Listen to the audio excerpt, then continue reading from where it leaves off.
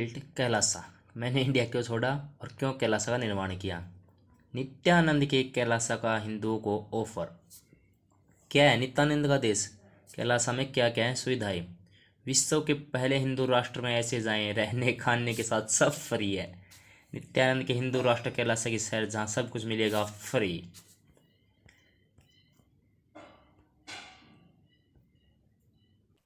2010 में एक news channel पर एक ऐसा वीडियो टेलीकास्ट किया गया जो भगवान तो क्या, लेकिन जिस इंसान को हम भगवान मानते हैं वो करने की सोच भी नहीं सकता। सन टीवी ने ध्यानपीठम आश्रम में रिकॉर्ड किया गया एक वीडियो टेलीकास्ट किया जिसमें नित्यानंद अपने एक फीमेल फॉलोअर रंजीता के साथ कॉम्प्रोमाइजिंग पोजीशन में पाए गए। ये वीडियो लीक किया था लेनिन करू पर। मंजिल मिल ही जाएगी, भटकते हुए ही सही, गुमराह तो वे हैं जो घर से निकले ही नहीं।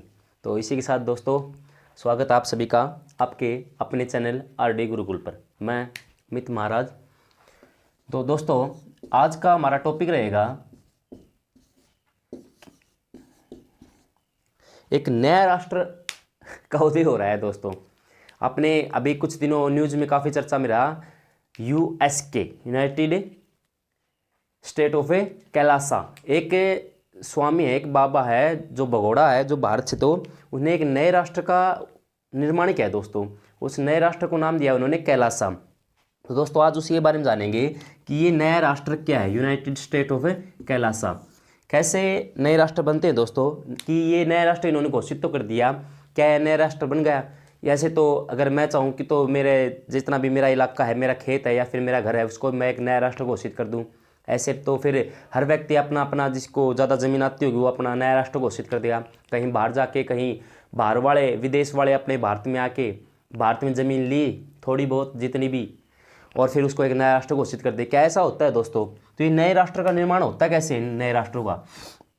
और जो ये चर्चा में रहा है काफ़ी दिनों से, अभी एक बाबा द्वारा जो अपनी प्रतिनिधि भेजी गई संयुक्त राष्ट्र में, यूएनओ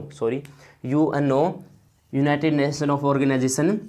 क्या है दोस्तों ये संयुक्त राष्ट्र संघ होता है, क्या है ये, और नए राष्ट्रों का निर्माण होता है कैसे, और नए राष्ट्रों को कौन मान्यता देता है कि वे नए राष्ट्र बन जाएं। आज बहुत सारी चीज़ें जानेंगे दोस्तों हमारी इस क्लास में। काफ़ी दिनों के बाद क्लास लेने का मौका मिला दोस्तों, और इसी के साथ आप सभी का फिर से स्वागत है आपके अपने चैनल आरडी गुरुकुल पर।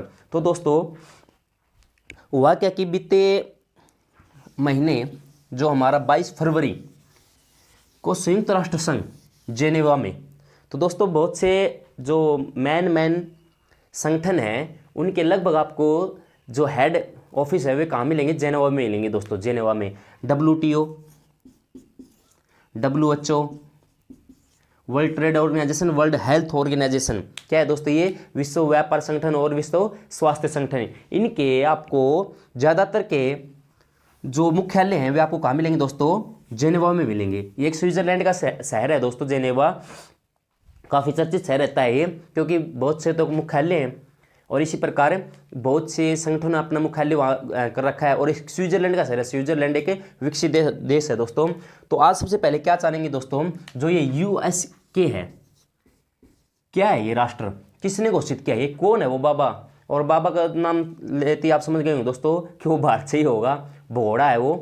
तो यूएसके क्या है, और न्यू नेशन है, नए देश है। जो न्यू देश है कैसे बनते हैं दोस्तों, क्या कोई भी अपना नया देश बना सकता है। नंबर 1 रहेगा हमारा जो यूएसके है, United state of Kailasa. Kailasa नाम से अपना नया देश घोषित किया उन्होंने, जो अपनी प्रतिनिधि भेजी थी उन्होंने संयुक्त राष्ट्र संघ में। तो क्या कोई भी अपना प्रतिनिधि भेज सकता है संयुक्त राष्ट्र संघ में? क्या कोई भी व्यक्ति जाकर संयुक्त राष्ट्र संघ में बैठक में भाग ले सकता है और ऐसे अपने देश को घोषित कर सकता है? और इसमें क्या हुआ था दोस्तों, जो इन्होंने अपनी प्रतिनिधि भेजी थी, शायद उसका नाम था विजय प्रिया नाम था दोस्तों, शायद विजय प्रिया Nityanand.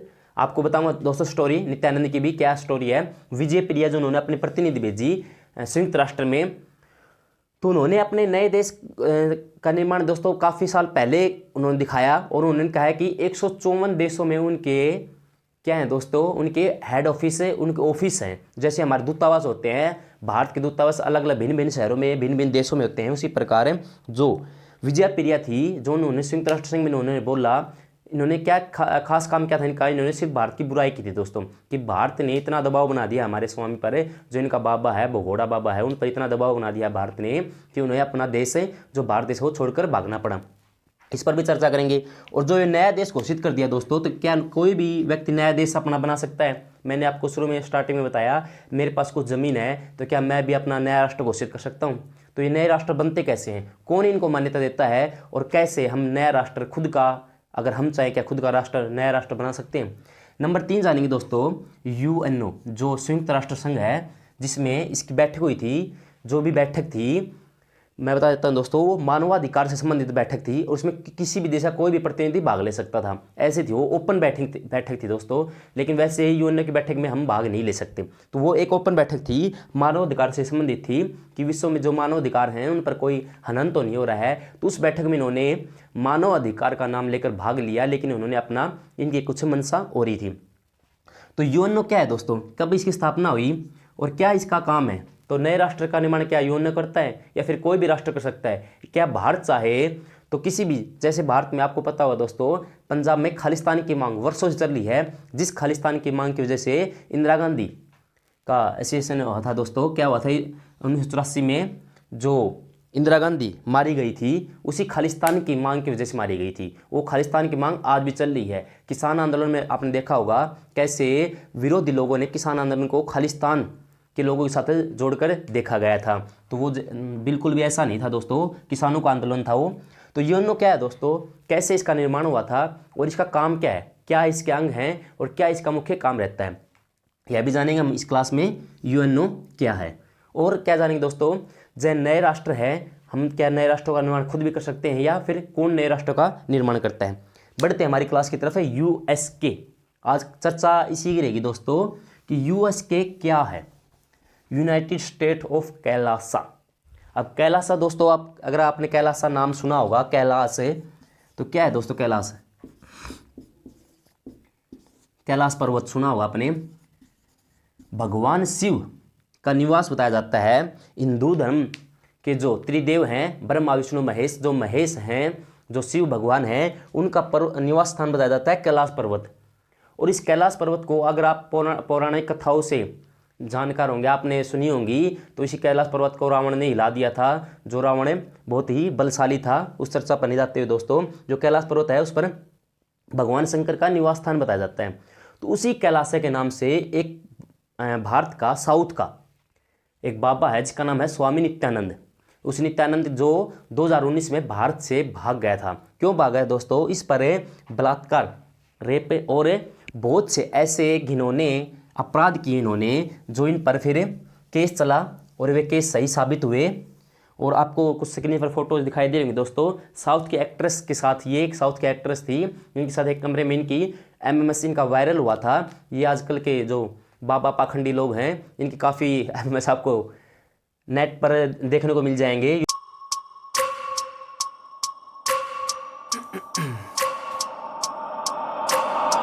Every minute with the fever dreams, I push my mind to a limit where it needs to be. I work like got vision, I don't need to see. I'm picking mind over matter, I believe in me. I need to find more hours in the day to breathe. Need to find more power in the way I be. And when my mind turns out with the YouTube पर आप search कर सकते हैं स्वामी नित्यानंद, ऐसे search करके।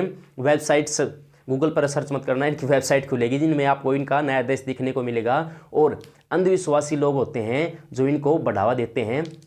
अच्छा, क्या हुआ दोस्तों, जो स्वामी नित्यानंद था ये, इनकी कुछ अगर आपको जीवन के बारे में बताएं तो 13 साल की उम्र में ही इन्होंने अपना ये जो पाखंड था इन्होंने फैलाना शुरू कर दिया था। साउथ साइड के ये हैं बाबा। तो इन स्वामी नित्यानंद ने क्या किया दोस्तों, कैलाश, ये अपने आप को भगवान शिव का अवतार मानते हैं। ये कहते हैं कि मैं ही भगवान शिव हूँ। अब जो व्यक्ति अपने आप को भगवान कहने लग जाए, उसका पाखंड या फिर उसका अहंकार या उसको घमंड एक हाई लेवल पर चला जाता है, जो आम जनता को, भोली जनता को बहला फुसलाकर अपने जाल में फंसाता है दोस्तों। तो ये आम जनता होती क्या है, ये क्यों फंसती है इन बाबाओं के जाल में? क्योंकि अनपढ़ता, अशिक्षिता, जब तक अशिक्षित लोग रहेंगे तब तक वे इनके जाल में फंसते रहेंगे। अच्छा, क्या हुआ दोस्तों, ये अपने आप को शिव का अवतार मानते हैं और ये कहते हैं कि इन्होंने एक द्वीप खरीदा है, जो मैं आपको अभी मैप में दिखाऊंगा।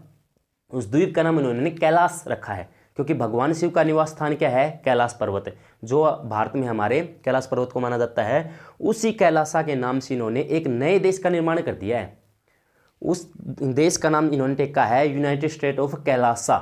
और इन्होंने संयुक्त राष्ट्र संघ में अपने प्रतिनिधि विजया प्रिया नित्यानंद, ये स्वामी नित्यानंद हैं, इन्होंने विजया प्रिया नित्यानंद को यूनाइटेड नेशन ऑफ ऑर्गेनाइजेशन संयुक्त राष्ट्र संघ में भेजा। एक ओपन मीटिंग थी दोस्तों। उस मीटिंग में आपको स्क्रीन पर दिखाई भी दे रही होंगी, ये कुछ बोल रही हैं, बैठी हुई हैं। इन्होंने क्या किया कि भारत की तो भर भर कर बुराइयां की और कहा कि भारत की वजह से स्वामी नित्यानंद को क्या किया जा रहा है, अपना देश छोड़कर भाग गए वे, भारत छोड़कर उनको भगाया गया। तो दोस्तों जब 2019 में इन पर केस चला और इनको जेल भी हुई, तो ये पैरोल पर बाहर थे। तो अब आप ये सोच रहेंगे कि ये भाग कैसे गए, फिर कैसे इन्होंने बाहर जाकर एक नए देश का निर्माण कर लिया, जब ये भारत के भगोड़े हैं, जब ये बाहर इनको जेल हो चुकी थी, इन पर केस चल रहे थे, फिर ये भाग कैसे गए। तो आपको दोस्तों पता होगा, जो नेपाल और भारत की सीमा ओपन सीमा है, खुली सीमा है, तो ये नेपाल के रास्ते भागे थे। नेपाल को जाने के लिए हमें पासपोर्ट वीज़ा कुछ नहीं चाहिए होता, ऐसे ही हमारे मैत्रीपूर्ण संबंध है नेपाल के साथ। तो ये नेपाल भागे पहले तो स्वामी नित्यानंद, और वहाँ से ये ज़मीन के रास्ते से होते हुए कहीं कहीं किन्हीं देशों में भटकते हुए ये एक लैटिन अमेरिका के एक द्वीप है इक्वाडोर, वहाँ पर पहुँच के इन्होंने एक द्वीप खरीदा। उस द्वीप को नाम दिया कैलासा, जो भगवान शिव का निवास बताया जाता है। ये अपने आप को भगवान शिव का अवतार भी बताते हैं। आपको इनकी वेशभूषा से लग रहा होगा, ऐसे ये तिलक लगाते हैं, कहते हैं ये भगवान की तीसरी आँख है, और ये लोगों को ऐसे बहला फुसलाकर अपने जाल में फंसाते रहते हैं। इन्होंने अपने स्टेट, जो अपना न्यू नेशन बनाया है कैलासा नाम से, उसका एक झंडा, एक फ्लैग भी है, राष्ट्रीय इनका कमल इनका राष्ट्रीय फूल है, बरगद इनका राष्ट्रीय वृक्ष है, और इन्होंने अपना फ्लैग, करेंसी, सभी चीज़ें इन्होंने अपनी बना रखी हैं। और इनका कहना है कि 154 देशों में इनके दूतावास हैं। तो देख लीजिए दोस्तों, 2019 में भारत से भागे थे ये, मात्र 3-4 साल में इन्होंने कितना विकास कर दिया है। और उन्होंने कहा है कि जो ये कैलासा है ये प्योर हिंदू राष्ट्र है। भारत के हिंदुत्व की ओर बढ़ते कदम, जो आपको पता होगा, बहुत से ऐसे शहरों के नाम हैं जिनको बदल बदल कर भारत अभी हिंदुत्व की ओर बढ़ते कदम है या नहीं है, फिर भी हम उनको कह सकते हैं कि जो एक कैलासा है, जो स्वामी नित्यानंद है, इन्होंने क्या किया है दोस्तों, कैलासा को हिंदू राष्ट्र घोषित किया। इन्होंने कहा कि जितने भी अप्रवासित या निकाले गए हिंदू हैं, जितने भी विश्व में कोई भी हिंदू हो, वह कैलासा में आकर रह सकता है। ये भगोड़े जो बाबा हैं, ये स्वामी नित्यानंद है। और दोस्तों आपने एक वेब सीरीज देखी होगी आश्रम नाम से, प्रकाश झा की, जो बॉबी देओल अभिनीत वेब सीरीज है, उसमें लगभग इसी बाबा पर वो चरितार्थ करती है इसको। जो आपने उसमें देखा, बहुत से थे उसमें, आश्रम नाम की थी, प्रकाश झा बॉबी देओल अभिनीत थी। सभी लोगों ने लगभग देख रखी। उसमें एक जप नाम का जो वर्ड चला था, काफ़ी फेमस हुआ था वो, जप नाम करके ऐसे। तो उसमें जो ये प्रकाश झा ने ये वेब सीरीज़ बनाई अपनी, ये बहुत से जो भारत के थे, जो अपने आप को संत कहते हैं, लेकिन ये भगोड़े जो पाखंडी होते हैं, इन पर चरितार्थ करके बनाई थी। जो राम रहीम जैसे हैं, आसाराम जैसे हैं, नारायण साई हैं, या फिर नित्यानंद हैं, इन्होंने इन पर भी वो बिल्कुल सही बैठती है। वह वेब सीरीज़ कैसे बैठती है, उसमें जो ये स्वामी नित्यानंद अपने जो शिष्य थे, जो अपने भोले भाले लोगों को अपने जाल में फंसाते थे, ये उनको नपुंसक बनाते थे। और जब इन पर रेप का केस लगा, बलात्कार का केस लगा, तो इन्होंने भी अपने आप को क्या कहा था कि मैं भी नपुंसक हूँ, कि मैं इसको पहले ही अपने आप को शुद्धिकरण, जो उसमें आपने आश्रम वेब सीरीज देखा हुआ, एक शुद्धिकरण वर्ड आया था जो काफ़ी चर्चित रहा था, उसी शुद्धिकरण को इसी बाबा के नाम से उठाया गया, स्वामी नित्यानंद के नाम से। तो इसमें कहा कि ये अपने जो भक्त थे उनको नपुंसक बनाते थे, उनका शुद्धिकरण करते थे। तो शुद्धिकरण तो इससे उठाया गया है। और उस आश्रम वेब सीरीज़ में आपने देखी होगी, और बहुत सी सारी चीज़ें भिन्न भिन्न बाबाओं से उठाई गई हैं। वो राम रहीम हो सकता है, आसाराम हो सकता है, जो आसाराम राम रहीम बिल्कुल इतने VIP हो चुके थे कि बताते हैं कि आसाराम के तो जो पैर छूते थे, पैर छूने के लिए भी लाख लाख रुपए उनका किराया भाड़ा होता था दोस्तों। तो ये देख लीजिए, ये कैसे बाबा हैं जो आम भक्तों को ऐसे लूटते हैं, बस इनका खेल पैसे का होता है। तो ये कैसे दोस्तों, ये जो मीडिएटर हैं, ये जो हमारी आस्था के साथ खेलते हैं, ये जो मीडिएटर हैं, ये हमारी सिर्फ आस्था के साथ खेलते हैं। तो इनसे बचा कैसे जाए दोस्तों? तो एक मैं आपको स्टोरी सुनाता हूँ। एक बार क्या हुआ, एक व्यक्ति राजा के यहाँ गया कुछ सहायता हेल्प मांगने। तो उसने कहा कि काफ़ी गरीब हूँ मैं, तो कृपया मेरी हेल्प कीजिए। तो उन्होंने कहा अभी जो राजा हैं हमारे पूजा में बैठे हुए हैं, आप अंदर चले जाइए मंदिर में। तो व्यक्ति अंदर चला जाता है। वो देखता है जो राजा है भगवान के सामने हाथ जोड़े बैठा हुआ है और बोल रहा है, भगवान मुझे सुख समृद्धि दीजिए, काफ़ी धन दीजिए, मैं प्रजा को सुखी रख सकूं, ये कर सकूं, वो कर सकूं। भगवान के आगे हाथ जोड़ा, वो अपने जो मन्नतें हैं मुराद हैं अपनी मांग रहा है। तो जैसे ही उसकी पूजा खत्म हुई, वह पीछे मुड़ा, वो व्यक्ति उठकर चल दिया। राजा ने कहा, भाई रुक रुक, क्या हुआ भाई, तुम मेरे पास कुछ मांगने के लिए आया था, मांग। बोला कि आप खुद मांगते हो, खुद भिखारी हो, तो मैं आपसे क्या मांगूँ। तो ये जो मीडिएटर होते हैं, जो ये बिचौलिए हैं, ये ऐसे बिचौलिए से बचकर कैसे रहना पड़ेगा कि अपने डायरेक्ट कांटेक्ट रखो। अगर आपकी आस्था है किसी भी धर्म में, आप हिंदू हैं, मुस्लिम हैं, बौद्ध हैं, जैन हैं, तो इन बिचौलियों से बच कर अपनी डायरेक्ट आस्था को भगवान से जोड़ें, न कि इन बिचौलियों के माध्यम से। ये बिचौलिए बस पैसे का खेल खेलते हैं, इनके पास और कुछ नहीं होता। तो ऐसे लोगों से, ऐसे पाखंडियों से बच कर आप अपना जीवन यापन अच्छे से कर सकते हैं। नहीं तो फिर क्या होगा, जो ये इनको बाद में जेल हो जाती है और फिर इनके जो भगत जन हैं ये क्या कहते हैं कि इनको भगवान के साथ इनकी तुलना करते हैं। कैसे करते हैं कि भगवान श्री कृष्ण भी तो जेल में पैदा हुए थे, भगवान भी तो जेल में रहे थे, वे भी, उनको भी तो अपने जीवन में दुख भोगने पड़े थे, उनको मानव कल्याण के लिए जेल में रहना पड़ा था। लेकिन ये पैसों के अपने स्वार्थ के लिए, अपने सब कल्याण के लिए ये जेल में जाते हैं। अच्छा दोस्तों, क्या होता है फिर, जो ये नित्यानंद है, इन पर रेप के और बलात्कार के बहुत से आरोप लगते हैं। ये उनको पैसों के दम पर झूठा साबित करने की कोशिश करते हैं।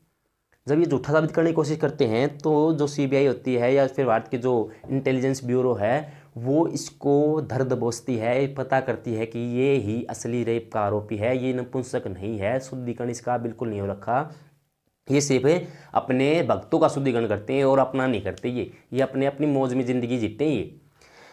फिर क्या होता है, 2019 में जब ये जेल से निकलता है तो ये नेपाल के रास्ते से होता हुआ एक लैटिन अमेरिका बताया मैंने आपको, वहाँ पर इक्वाडोर नाम का एक द्वीप है, वहाँ पर अपना एक द्वीप खरीद लेता है। मैं आपको अगर मैप के दिखाना चाहूँ मैप में, तो ये देखिए दोस्तों, ये मैप है। तो आप अभी इंडिया से हैं, तो ये इंडिया है हमारा, ये United state, United state of America, ये कनाडा होगा ऊपर दोस्तों। तो ये नीचे आपको दिख रहा होगा ब्राज़ील। और अगर आप ध्यान से देखेंगे दोस्तों, तो यहाँ पर इक्वाडोर नाम का एक द्वीप है। इसी इक्वाडोर द्वीप के पास इन्होंने अपना द्वीप लिया है। इसके पास आपको काफ़ी सारे छोटे छोटे द्वीप दिख जाएंगे दोस्तों। अगर आप चाहें, अगर आपके पास काफ़ी अच्छा सारा पैसा है, तो आप भी इन द्वीप को खरीद सकते हैं। तो ये जो द्वीप हैं इक्वाडोर के पास, इन्होंने अपना एक द्वीप खरीद लिया है इस स्वामी नित्यानंद ने, और उसको यूएस के यूनाइटेड स्टेट ऑफ कैलासा घोषित कर दिया है, कैलासा नाम से, कि ये एक हिंदू राष्ट्र है और इस पर दुनिया का कोई भी हिंदू आकर यहाँ रह सकता है। और उसकी शर्त क्या है कि स्वामी नित्यानंद को उसको अपना भगवान मानना पड़ेगा। शर्त बस उसकी यही है। यहाँ पर खाने पीने की आपकी मौज रहेगी, तो इन चक्रों में न पड़कर अपनी ज़िंदगी को अच्छे ढंग से जिए। अच्छा, फिर क्या आगे क्या है, जो ये विजया प्रिया नित्यानंद संयुक्त राष्ट्र संघ यूएनओ पहुंची और उन्होंने वहाँ पर भारत की भर भर कर बुराइयाँ की, भारत को भर भर कर गालियाँ तो क्या दी, लेकिन बुराइयाँ इतनी की कि इनके कारण हमारे बाबा को भारत से भागना पड़ा था, क्योंकि वे रेप के आरोपी हैं और भारत तो उनको आज भी ढूंढ रहा है, वे मिल नहीं रहे हैं। उनको अपना नया राष्ट्र घोषित कर दिया है। अब बात आती है दोस्तों, न्यू देश बनता कैसे है ये नया देश। क्या मैंने आपको शुरू में बताया, स्टार्टिंग में बताया, क्या मैं भी अपना नया देश बना सकता हूँ? क्या आप भी अपना नया देश घोषित कर सकते हैं? तो ये नया देश है जो उन्होंने यूएस के बनाया, यूनाइटेड स्टेट ऑफ कैलासा। तो क्या आप भी अपना नया देश बना सकते हैं? क्या आप भी अपना नया देश घोषित कर सकते हैं? तो इसको बताता हूँ दोस्तों मैं। जो भी नया देश बनता है, एक राष्ट्र के लिए सबसे ज़रूरी चीज़ें चार चीज़ होती हैं दोस्तों। कोई भी अगर नया देश बनता है, नया देश बनाने के लिए चार मूलभूत आवश्यकता होती हैं। उसके लिए आपको वे चार मूलभूत आवश्यकता क्या है वे बता देता हूं आपको।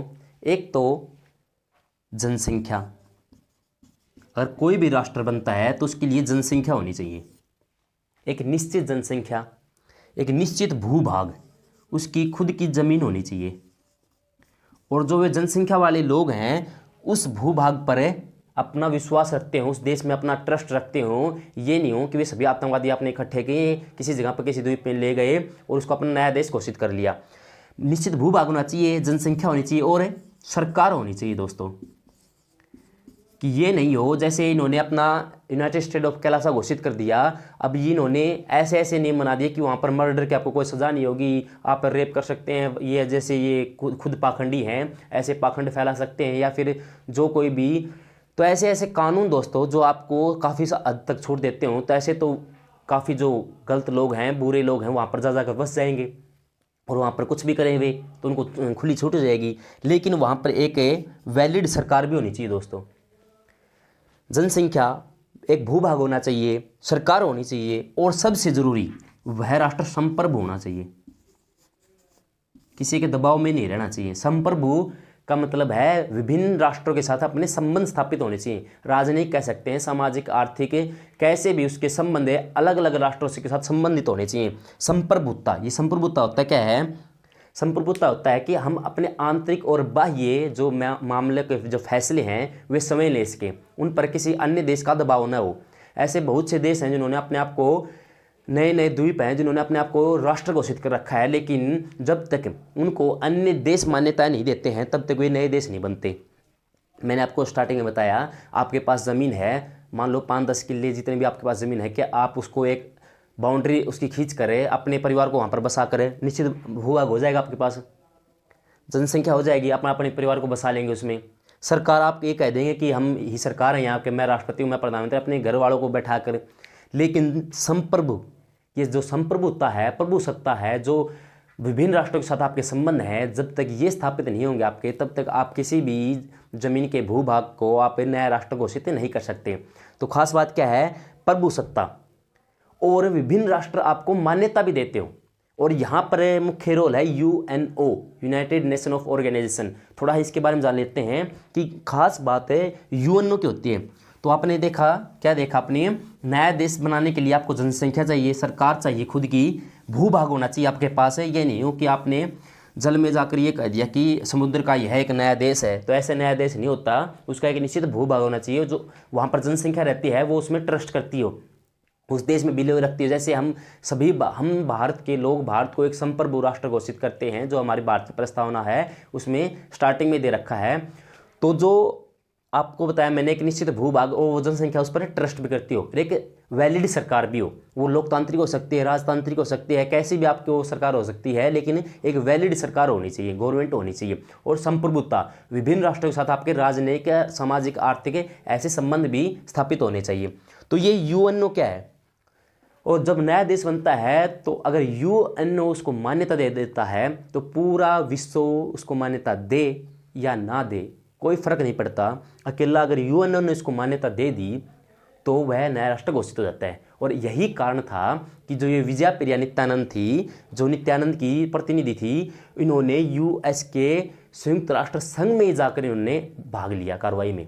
क्यों लिया? ताकि पूरी दुनिया की नज़र UNO पर रहती है, और जब पूरी दुनिया की नज़र UN पर है और ये अपना नया राष्ट्र घोषित कर देते हैं और UN अगर उसको मान्यता दे देता है तो पूरा विश्व उसको मान्यता दे या ना दे कोई फर्क नहीं है। अकेले UNO अगर मान्यता दे देता है तो वह नया राष्ट्र घोषित हो जाता है। और UNO ने कितने राष्ट्रों को मान्यता दे रखी दोस्तों? 193 देशों को।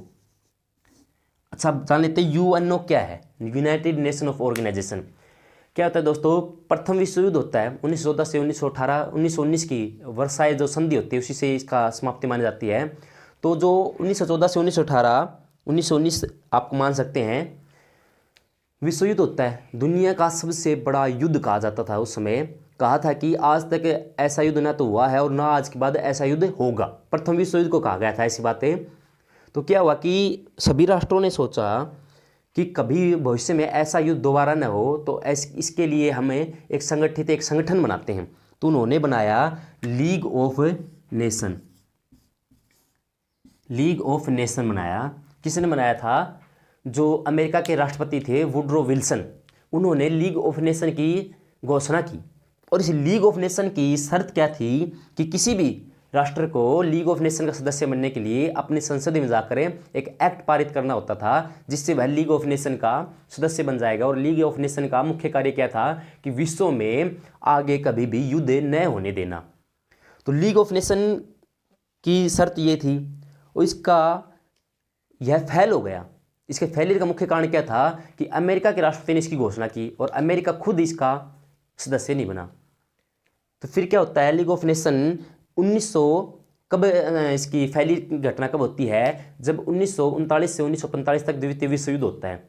ये बना इसलिए था कि प्रथम विश्व युद्ध तो हो गया, लेकिन दुनिया में कभी भी आगे विश्व युद्ध न हो। लेकिन फिर भी 1939 में द्वितीय विश्व युद्ध शुरू होता है, जब जर्मनी के द्वारा विभिन्न राष्ट्रों पर जब आक्रमण किया जाता है, जैसे फ्रांस पर या रूस पर, तो यह लीग ऑफ नेशन बिल्कुल चुपचाप रहता है, यह बोलता नहीं है कोई भी इसके ऊपर, जर्मनी पर कोई रोक टोक नहीं करता है। उसमें जर्मनी आपको पता होगा, जर्मनी जो हिटलर की वजह से द्वितीय विश्व युद्ध का जो पूरा माना जाता है कि इसी के कारण द्वितीय विश्व युद्ध शुरू हुआ और हिटलर ही लास्ट में इसको आत्महत्या करनी पड़ी थी, क्योंकि यह द्वितीय विश्व युद्ध जो हार रहा था यह। तो क्या होगा, लीग ऑफ नेशन की फेलियर का सबसे मुख्य कारण है, मैंने आपको बताया। तो 1939 से 1945 तक द्वितीय विश्व युद्ध भी हो जाता है, लेकिन यह उसको रोकने में असमर्थ था। उसके बाद क्या होता है, सभी राष्ट्र मिलकर सोचते हैं कि एक अच्छे से एक ऐसा संगठन बनाया जाए जो दुनिया में तृतीय विश्व युद्ध न होने दे। द्वितीय तो हो गया, लेकिन तृतीय न होने दे। तो उसके लिए यूनाइटेड नेशन ऑफ ऑर्गेनाइजेशन, संयुक्त राष्ट्र संघ की स्थापना हुई। इसका पूर्ववर्ती रूप लीग ऑफ नेशन था। और भारत 1947 में आज़ाद नहीं हुआ था, 1947 में जाकर आज़ाद हुआ था, लेकिन इसके संस्थापक राष्ट्रों में एक भारत भी था, क्योंकि भारत सदैव शांति का प्रतीक रहा है देश है। तो उन्हें पता था कि तृतीय विश्व युद्ध हो गया तो दुनिया में ऐसी ये दुनिया खत्म ही हो जाएगी, क्योंकि तब तक द्वितीय विश्व युद्ध में परमाणु युद्ध का एक विकराल रूप हमें, जो नागासाकी और हम परमाणु बम, जो जापान के 2 क्षेत्र थे, उन पर हम परमाणु बम का विकराल रूप देख चुके थे। तो यूएनओ का काम क्या था कि वर्ल्ड की ऐसी व्यापार को बढ़ावा दिया जाए वर्ल्ड में, देशों में आपस में, और एक world WTO, WHO, IMF, international monetary fund, जो मैंने आपको बताया, जो ऐसे मुद्रा को स्थापित किए गए जिससे जो देश हैं आपस में संबंध स्थापित करते रहें और तृतीय विश्व युद्ध ना हो। जैसे अभी आपको पता होगा रूस और यूक्रेन काफ़ी 1 साल के करीब हो गया, तो जो उनका युद्ध चल रहा था, तो उसमें जो संयुक्त राष्ट्र अमेरिका था, उसका एक संगठन है नाटो नाम से, तो यूक्रेन उसका सदस्य बनना चाहता था, लेकिन रूस ने उसका संगठन उसको नहीं बनने देना चाहता था। तो उसी की वजह से उनका युद्ध शुरू हुआ। और रूस क्या है दोस्तों, जो रसिया है वो यूएनओ का एक स्थायी सदस्य है। तो इसके यूएनओ के 6 अंग होते हैं, महासभा, न्यास, अंतर्राष्ट्रीय न्यायालय, इस प्रकार सुरक्षा परिषद, सिक्योरिटी काउंसिल, सबसे मेन जरूरी जो महत्वपूर्ण है उसकी वो सिक्योरिटी काउंसिल है। तो सिक्योरिटी काउंसिल में 10 तो अस्थायी और 5 स्थायी सदस्य होते हैं। जो ये 5 स्थायी सदस्य हैं, ये क्या होते हैं, इनके पास एक वीटो नाम की पावर होती है। तो जो ये 5 स्थायी सदस्य हैं, अगर आप इनको याद रखना चाहते हैं तो बिल्कुल आसान से है। मैं आपको अभी मैप दिखाता हूँ, मैप में आप इनको देखकर बिल्कुल आसानी से इनको याद कर सकते हैं। ये देखिए दोस्तों, जो 5 स्थायी सदस्य हैं सिक्योरिटी काउंसिल के, एक तो यूनाइटेड स्टेट, यहाँ से देख लीजिए, यूनाइटेड स्टेट, ब्रिटेन, फ्रांस, 3 हो गए। यूनाइटेड स्टेट, ब्रिटेन, फ्रांस 3, रसिया और चाइना, ये 5 इसके स्थायी सदस्य हैं जिनके पास क्या है, वीटो पावर है। वीटो पावर का क्या मतलब होता है, जो एक कोई भी एक्ट पारित करते हैं, कोई भी किसी भी देश को नया राष्ट्र घोषित करते हैं, या कोई भी अंतर्राष्ट्रीय मुद्दा है उसको सुलझाने की हम चेष्टा करते हैं, तो ये अगर इनमें 5 में से एक भी देश उस पर वीटो कर देता है तो क्या होता है, वह एक्ट पारित नहीं हो पाता। इन 5 के पास इतनी पावर है, पूरी दुनिया एक तरफ और कोई भी एक देश उस पर वीटो कर देता है तो पूरी दुनिया एक तरफ रहे बेशक, लेकिन वह एक देश एक तरफ उसका पलड़ा भारी रहेगा।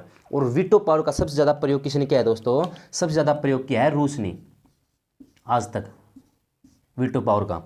वीटो पावर बहुत बार तो इन्होंने भारत के लिए प्रयोग किया है रूस ने, क्योंकि भारत का यह प्राचीन और पूर्ववर्ती मित्र रहा है, यह बहुत ही अच्छा हमारा गुड फ्रेंड रहा है भारत का। तो भारत का जो कश्मीर मुद्दा है, इस पर जो चाइना है वो पाकिस्तान की तरफ है, लेकिन रूस हमारी तरफ है। तो रूस ने भारत के लिए भी काफ़ी बार क्या किया है, उस वीटो पावर का प्रयोग किया है। तो हमारा क्या था, जो यूएनओ है इसके 6 अंग हैं, और यह क्या करता है, जो नए राष्ट्र बनते हैं उनको मान्यता देता है। और इसने अभी तक कितने देशों को मान्यता दे रखी है, 193 देशों को। 193 देश वैलिड हैं पूरे विश्व में, और काफ़ी छोटे छोटे राष्ट्र बने हुए हैं, अपने आप को नया राष्ट्र घोषित कर रखा उन्होंने। लेकिन क्या होता है, मुख्य मुख्य देश जैसे कोई भी नया राष्ट्र बन गया उसको भारत में अगर मान्यता देता है, और कुछ कुछ मुख्य मुख्य देश है उसको मान्यता दे देते हैं, उनके साथ उनके राजनयिक, आर्थिक और सामाजिक संबंध स्थापित हो जाते हैं, फिर भी यूएन से उसको मान्यता लेनी ही पड़ेगी। यूएन जो जनरल सेक्रेटरी है, महासभा एक है, उसका हेड है महासभा का, उसके पास उनको अपने एक लिखित जो प्रार्थना ये लीजिए पत्र है वो भेजना पड़ेगा, और उस पर फिर वो एक आयोग गठित करेगा जो यूएनओ उस देश की करेंसी, कानून, लॉ, जो उसकी संविधान है उसके बारे में वे जानेंगे कि इस देश ने कोई ऐसा कानून तो नहीं बना रखा जो मानवाधिकार या फिर जो पूरे विश्व के खिलाफ हो, ऐसा कोई कानून बना रखा हो। तो यूएनओ आयोग गठित करके उस देश की पूरी जांच पड़ताल करेगा, और अगर उसमें से ओके हो जाता है, करेक्ट होता है, तो वह उस नए देश को मान्यता दे देता है। जैसे आपको पता होगा चाइना में तिब्बत, जो भारत में रहते हैं तिब्बती शरणार्थी, आपको विभिन्न शहरों में देखने को मिल जाएंगे। सर्दियों के मौसम में जो तिब्बत शरणार्थी होते हैं, वे जो अपने गर्म ऊनी वस्त्र बेचते हैं, वे तिब्बत अपने आप को एक अलग से राष्ट्र घोषित कर रखा है उसने अपने आप को। लेकिन जब तक उसको यूएनओ मान्यता नहीं देगा, अब यूएनओ अगर उसको मान्यता दे कैसे देगा, क्योंकि चाइना का एक शहर है तिब्बत, और चाइना के पास वीटो पावर है। तो जब उसको नए राष्ट्र की मान्यता मिलेगी, तो जो चाइना है, मैंने आपको बताया 5 स्थायी सदस्य हैं, उनके पास वीटो पावर है, तो वो उस पर वीटो लगा देगा, तो उसको नया राष्ट्र घोषित ही नहीं होने देगा। ऐसे ही हम अगर चाहें तो किसी भी द्वीप को खरीद करें, किसी भी एक आइलैंड को खरीद करें, तो हम उसको अपना राष्ट्र घोषित कर सकते हैं। हम स्वयं राष्ट्र घोषित करने से कुछ नहीं होगा जब तक उसको यूएनओ मान्यता नहीं देता है।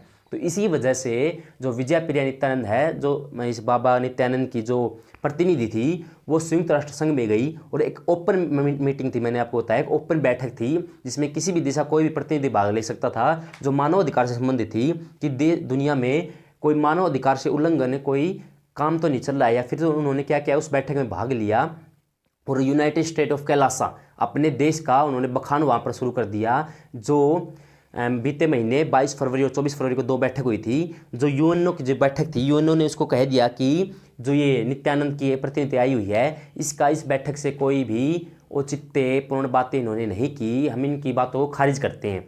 क्यों? क्योंकि इन्होंने सिर्फ एक चाल चली थी ये कि यूनाइटेड जो नेशन है इस पर पूरी दुनिया की नज़र रहती है, और अगर इसकी नज़रों में हम अपने देश को घोषित कर देते हैं तो क्या पता इसको मान्यता मिल जाए, और पूरे देश की जिस पर नज़र रहेगी तो पूरे देश की वह नज़रों में आएगा, और वह काफ़ी चर्चा में रहेगा। तो चर्चा में काफ़ी है अभी, क्योंकि उसने एक तो भारत की काफ़ी ज़्यादा बुराइयाँ की, और अपने देश जो कैलासा है उसको क्या किया है, एक हिंदू राष्ट्र घोषित किया है, अपना फ्लैग बनाया है, अपनी करेंसी बनाई है, अपने लॉ बनाए हैं, और वहाँ पर जो नित्यानंद उसको एक शिव का, भगवान शिव का रूप देकर इनके फ्लैग पर आप नंदी को बैठा हुआ भी देख सकते हैं। जो नंदी महाराज हैं, जो शिव के वाहन माने जाते हैं, उनको बैठा हुआ देख सकते हैं। ये अपने आप को भगवान शिव का अवतार मानते हैं।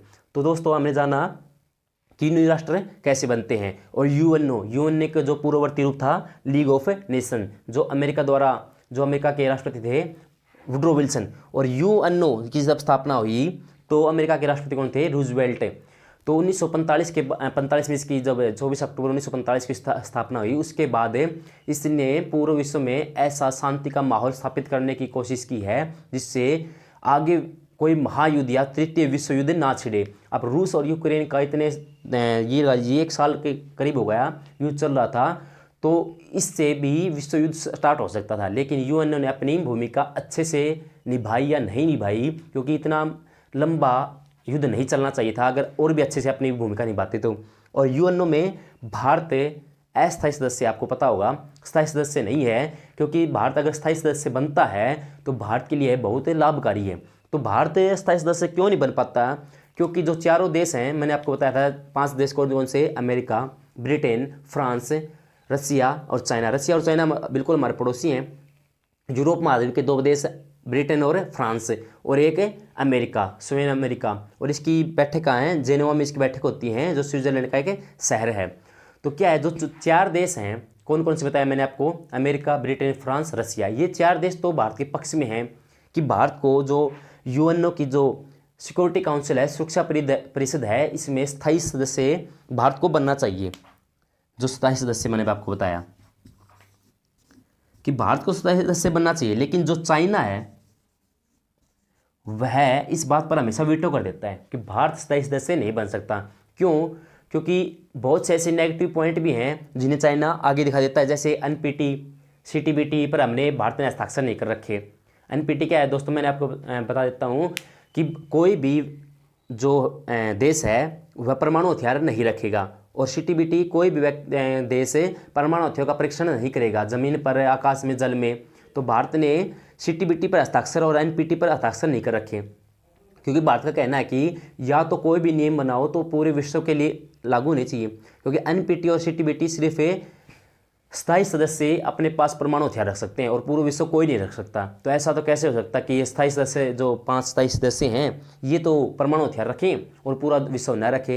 ये तो भेदभावपूर्ण नीति हो गई। तो इस प्रकार भारत ने क्या कर रखा है, एनपीटी और सीटीबीटी पर हस्ताक्षर नहीं कर रखे, और जब इन पर हस्ताक्षर नहीं कर रखे तो चीन इसी बात पर वीटो कर देता है और कहता है कि जब तक भारत इन पर हस्ताक्षर नहीं करेगा तब तक हम क्या करेंगे, भारत को वीटो पावर नहीं लेने देंगे। एक कश्मीर समस्या, जो कश्मीर समस्या अब काफ़ी हद तक सुलझ चुकी है, काफ़ी हद तक इसको हमने, जो भाजपा सरकार थी उसने उसको सुलझा दिया। अगस्त 2019 के बाद उसको हमने काफ़ी हद तक सुलझाया है, जो कश्मीर समस्या रही हमारी। तो जो चीन है वो हमें वीटो पावर कर देता है हमारे ऊपर और हमें स्थायी सदस्य नहीं बन देता। ब्रिटेन, फ्रांस, रसिया और अमेरिका ये हमारे पक्ष में है। ब्रिटेन काफ़ी 50-50 वाला है ब्रिटेन का, क्योंकि ब्रिटेन क्या कहता है कि स्थायी सदस्य तो भारत को बना देंगे लेकिन भारत को वीटो पावर नहीं देंगे। अब ये तो वही बाड़ी आपको पता है कि ब्याह तो हो जाएगा, अब बंदली ना देवा, या तो ये वह बात हो रही है भारत के लिए कि ब्याह तो कर देंगे भारत का लेकिन बंदली ना दे भारत ने।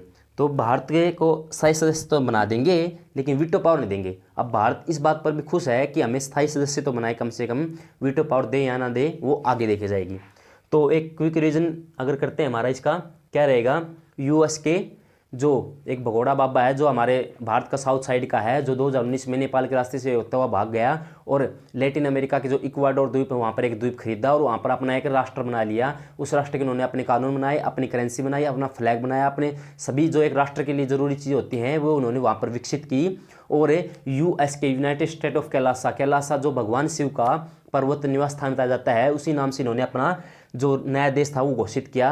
और यूएनओ जो बीते महीने 22 फरवरी और 24 फरवरी को वहाँ पर बैठक होती है मानव अधिकार से संबंधित, तो वहाँ पर अपनी प्रतिनिधि को भेजा जाता है उन्होंने उनके द्वारा, और वो अपने नए राष्ट्र का गुणगान करते हैं। अब नेक्स्ट बात क्या आती है, नया राष्ट्र कैसे बनता है। नए राष्ट्र के लिए 4 जरूरी चीज़ें मैंने आपको बताई, निश्चित जनसंख्या, निश्चित भूभाग, सरकार और संप्रभुता, या फिर विभिन्न राष्ट्रों के साथ उसके संबंध होने चाहिए, संबंध स्थापित होने चाहिए। यह नहीं हो कि आपके पास थोड़ी ज़मीन आपने उसका नया राष्ट्र घोषित कर दिया और विदेशों के साथ संबंध स्थापित करने पास आपके पास कुछ है ही नहीं, या फिर अपने आंतरिक और बाहरी फैसले, मामलों के फैसले हैं वे आप स्वयं न ले सकते हो, कोई किसी का आपके ऊपर दबाव हो। तो न्यू राष्ट्र ऐसे नहीं बन सकते।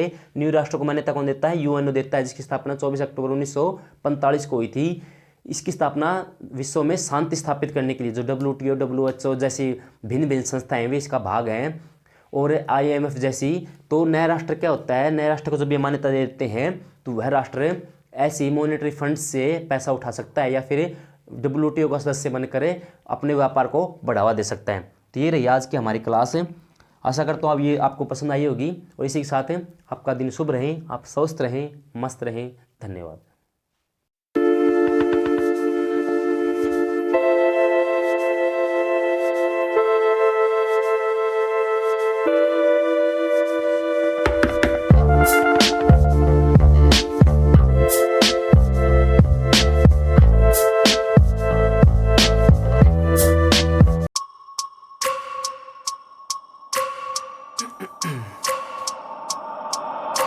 I wake up every minute with a fever dreams. I push my mind to a limit where it needs to be. I work blind, got vision I don't need to see. I'm picking mind over matter, I believe in me. I need to find more hours in the day to breathe. Need to find more power in the way I be. And when my mind turns out with the